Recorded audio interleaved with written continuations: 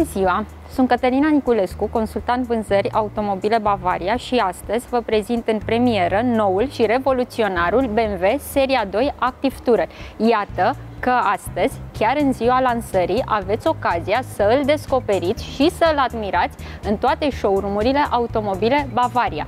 Încă de la prima vedere, noul BMW Seria 2 Active Tourer epatează prin spațiul generos pe care îl are la interior, iar ergonomia și plăcerea specială de a conduce un BMW completează prima impresie pe care vi-o poate lăsa. Este ușor de remarcat aliura sa sportivă, ceea ce îl distinge în segmentul compact premium.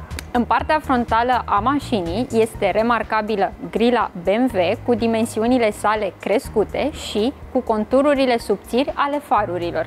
Extrem de utile sunt inovatoarele faruri LED adaptive cu multiple funcții, precum funcția de lumină la viraje, fază lungă cu sistem Matrix antiorbire, lumini de oraș, mod de funcționare pentru autostradă și lumină de vreme nefavorabilă. Montanții A au și ei o arhitectură extinsă a geamurilor laterale, iar mânerele ușilor devin mai discrete. Aceste două aspecte reprezintă stilul celor mai noi modele ale mărcii. În plus, umerii ușilor structurați în jurul montanților A creează o vizibilitate foarte bună. Montanții C, foarte zvelți, au un rol la fel de important. Ei accentuează dinamica acestui nou model. În varianta standard, în funcție de model, puteți alege între jantele de 16 sau 17 inch din aliaj ușor, iar opțional sunt disponibile jante din același aliaj ușor, de până la 19 inch, așa cum este și cazul modelului de față BMW individual.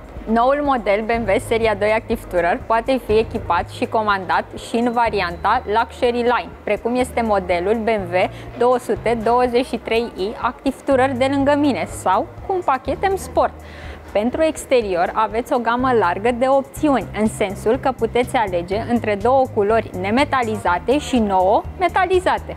Atunci când călătorești pe distanțe lungi cu noul BMW Seria 2 Active Tourer, vei observa că te bucuri de un confort sporit comparativ cu experiența avută cu varianta anterioară, indiferent ce loc alegi în acest model. Scaunele multireglabile cu design actualizat pot fi comandate opțional și cu tapiserie din Sensatec perforată sau piele Vernasca.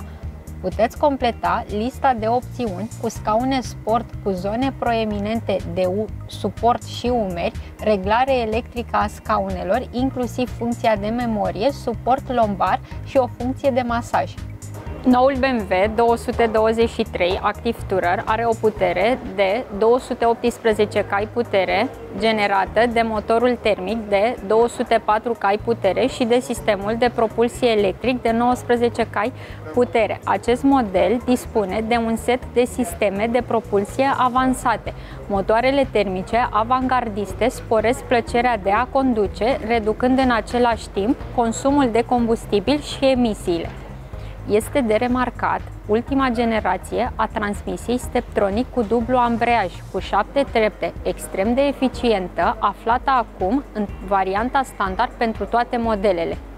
Mai sunt multe de spus despre noul Seria 2 Active Tourer, dar aș putea concluziona prin a vă spune că acest model este lider în ceea ce privește sistemul de propulsie, asistarea conducătorului, controlul și inovațiile de conectivitate. Așadar, vă invit la una dintre cele mai așteptate premiere, nu doar pentru fanii BMW, ci și pentru toți cei care iubesc confortul, designul puternic și siguranța. Noul BMW Seria 2 Active Tourer vă așteaptă la toate locațiile automobile Bavaria din București și din țară. Vă mulțumim!